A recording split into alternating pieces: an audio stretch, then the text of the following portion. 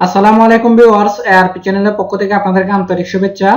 আজকের ভিডিওতে আপনাদেরকে দেখাবো কিভাবে ঘরে বসে বিশ্বের যে কোনো দেশ থেকে আপনি ফ্লাইটের টিকিট বুকিং দিবেন বা বিমানের টিকিট বুকিং দিবেন। তো সেটা দিব আমরা আমাদের অ্যান্ড্রয়েড মোবাইল বা কম্পিউটার বা ল্যাপটপ দিয়ে অনলাইন বুকিং করে আজকে আপনাদেরকে দেখাবো। চলুন তাহলে দেরি না করে ঝাঁপিয়ে পড়া যাক।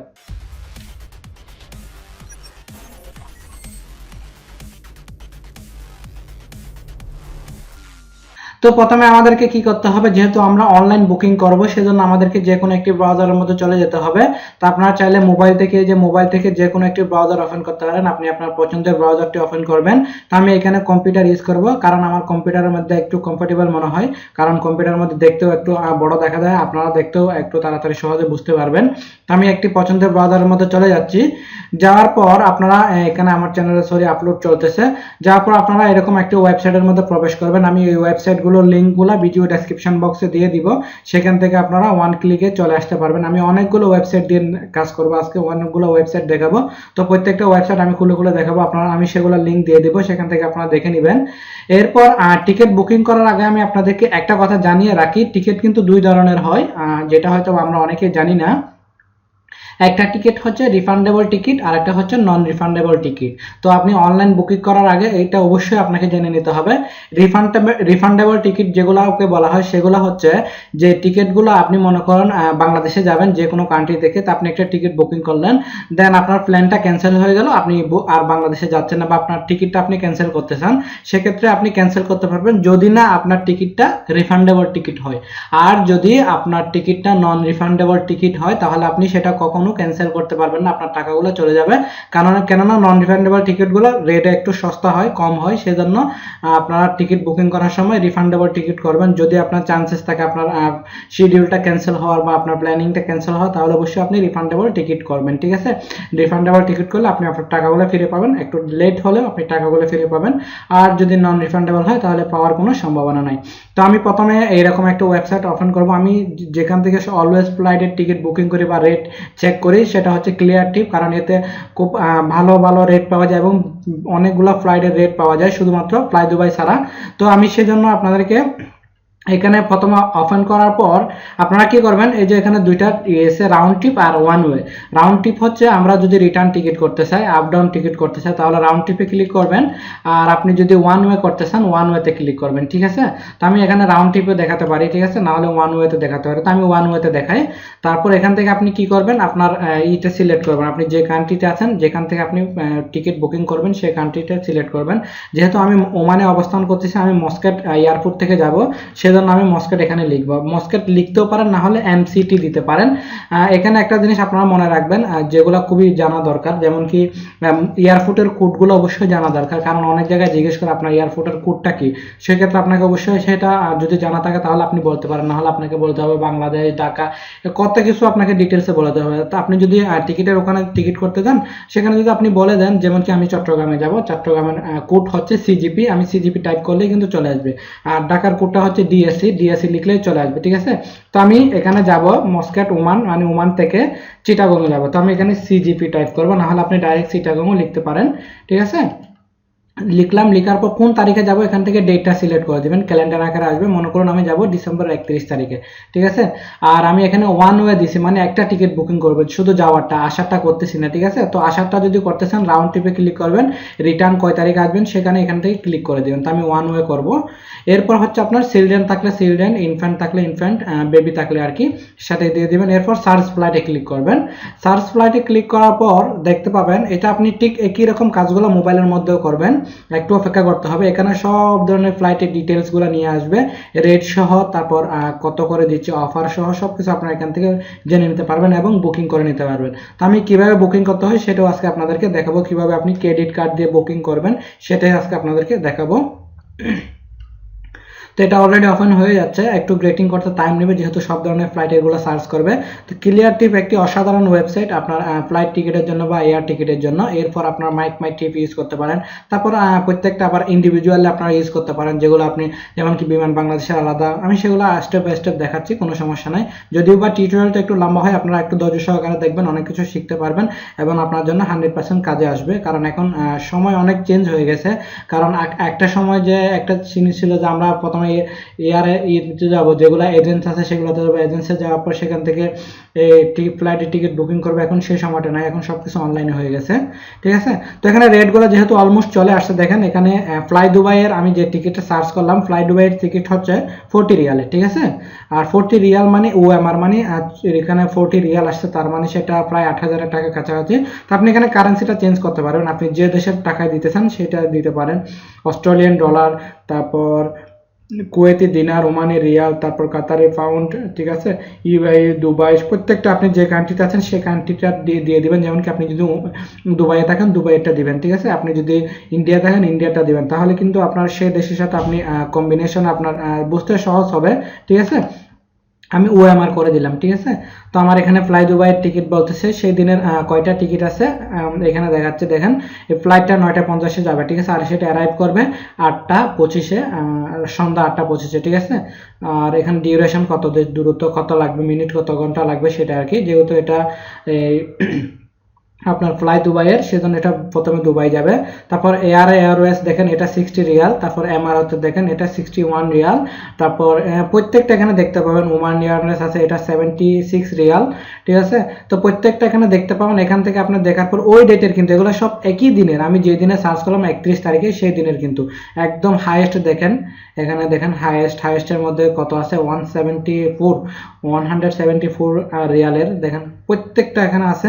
এখান থেকে আপনি চয়েস করে নিতে পারেন, আপনার যে রেডের আপনি নিতে চান সেই রেডে নিতে পারেন, যেমন কি ভিআইপি যারা হ্যান্ডিক্যাপ তাদের জন্য, ঠিক আছে। এখানে এটা 830 রিয়াল। আমি এত বেশিগুলো করবো না, সস্তা রেট দিয়ে আমি একটা বুকিং করে আপনাদেরকে দেখাচ্ছি, ঠিক আছে। মনে করুন আমি এইটা চুজ করলাম, আমি এই সস্তা রেটের মধ্যে যাব, এই ফ্লাইটটা আমার এখন বুকিং করা দরকার। তো কিভাবে বুকিং করব, এখান থেকে আপনি আরো অনেকগুলো আপনি বাই ক্যাটাগরি দেখতে পারেন, যেমন কি আপনি যে বিমান শুধু সার্চ করে, মনে করেন আমি ফ্লাই দুবাই সার্চ করবো, সেটা শুধু ক্লিক করে দিলে ফ্লাই দুবাইটা আসবে, এয়ার ইন্ডিয়া সার্চ করলে এয়ার ইন্ডিয়াটি আসবে, এরকম আপনি ক্লিক করে দিতে পারেন। তো আমরা সবগুলো দেখবো, তো এগুলা কোনো কিছু জানার দরকার নাই। তো আমি এখানে দিচ্ছি এটা ফ্লাই দুবাইটা, আমি এটাকে বুকে ক্লিক করব, ঠিক আছে। তো বুকে ক্লিক করার পর একটু অপেক্ষা করতে হবে, আমাদেরকে একটা অ্যাকাউন্ট ক্রিয়েট করতে হবে, আপনার ইমেল অ্যাড্রেস দিতে হবে, ঠিক আছে। তারপর আপনার আপনার ডেবিট কার্ড দিতে হবে, বা ক্রেডিট কার্ড থাকলে তাও ইউজ করতে পারেন, কোনো সমস্যা নেই। ভিসা যেগুলো আছে, ভিসা, এমএক্স, তারপর হচ্ছে আরও কতগুলো আছে, সেগুলো সবগুলো অ্যাকসেপ্টেড হবে এখানে। দেখেন এখানে সম্পূর্ণ ডিটেলসগুলো চলে আসবে। ফ্লাইট দুইটা আছে ওই দিনের, এই যে FZ46, FZ580, দুইটা ফ্লাইট আছে ওই দিনে, আপনি যে কোনো টাইমেরটা বুকিং করতে পারেন, একটা হচ্ছে দিনে আর একটা হচ্ছে রাতের, কোনটা আপনি বুকিং করবেন চুজ করবেন, ঠিক আছে। আর ব্যাগেজ হচ্ছে 7 কেজি হাতে থাকবে, ঠিক আছে, ইনক্লুডেড ইন দ্য ফেয়ার, ঠিক আছে। এটা 7 কেজি হাতে ব্যাগেজ থাকবে, ঠিক আছে। তারপর কোন বিমানবন্দরে যাবে, কোন সময় কোনটাতে যাবে, সব কিছু এখানে দেওয়া থাকবে। তো আমি এখানে ইয়েস অ্যাকসেপ্টে ক্লিক করব, ঠিক আছে। ইয়েস অ্যাকসেপ্টে ক্লিক করার পর এখানে আপনাকে কি করতে হবে, enter your coupon or gift, এখানে আপনি কুপন বা কোনো গিফট থাকলে সেগুলোতে ক্লিক করবেন। তো আমি এখানে কন্টিনিউ বুকিং এ ক্লিক, টিক মার্কটা আমি আবার উঠিয়ে দিলাম। 44 রিয়াল আপনাকে চাই, এটা সহ, একটু আগে 40 রিয়াল দেখাইছে, কিন্তু এখানে আপনাকে ট্যাক্স সহ 44 রিয়াল। আমি কন্টিনিউ বুকিং এ ক্লিক করব। আমরা যেহেতু এখন বুকিং করতেছি আমাদের মোবাইলের মধ্যে বা অ্যান্ড্রয়েড মোবাইল বা কম্পিউটার বা ল্যাপটপের মধ্যে আমরা বুকিং করতেছি অনলাইন থেকে টিকিট। তো এখানে আপনার ইমেল অ্যাড্রেসটা দিবেন, যেমন কি আমি আমার ইমেল অ্যাড্রেসটা দেব, মনে করুন @gmail.com। আমি আপনার ইমেল অ্যাড্রেসটা আপনি দিবেন, ঠিক আছে। আই হ্যাভ ক্লিয়ারটি পাসওয়ার্ড এখানে দিতে হবে না, আপনি কন্টিনিউতে ক্লিক করবেন। কন্টিনিউতে ক্লিক করার পর আপনাকে বলবে ট্রাভেলার নেম, আপনার নামটা দিবেন, ঠিক আছে। আমি এখানে যে কোনো একটা ফেক নাম দিব, আমি যেহেতু আমার নিজের নাম এখন বুকিং করতে চাচ্ছি না, আমি একটা ফেক নাম দিব, নাজিমুদ্দিন, ঠিক আছে। আপনি UDDIN নাজিমুদ্দিন। দেন আপনার ডেটটা, আপনার বার্থ অফ ডেটটা এখানে দিবেন, আমি দেব 14 ফেব্রুয়ারি, ভ্যালেন্টাইন্স ডে এখান থেকে সিলেক্ট করব। দেন আপনি এখান থেকে দিবেন 19, যে কোনো আপনার বার্থ অফ ডেটটা দিয়ে দিবেন।